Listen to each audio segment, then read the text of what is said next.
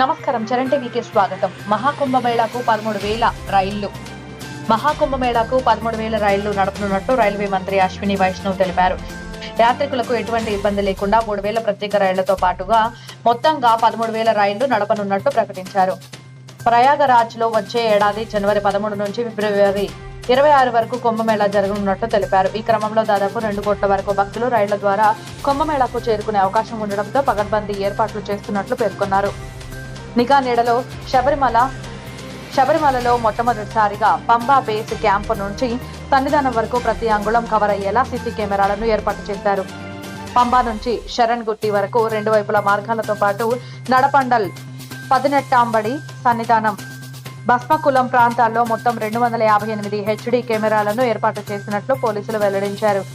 వీటిని రేయింబవళ్లో పర్యవేక్షించేలా ప్రత్యేక control room ఏర్పాటు చేశారు.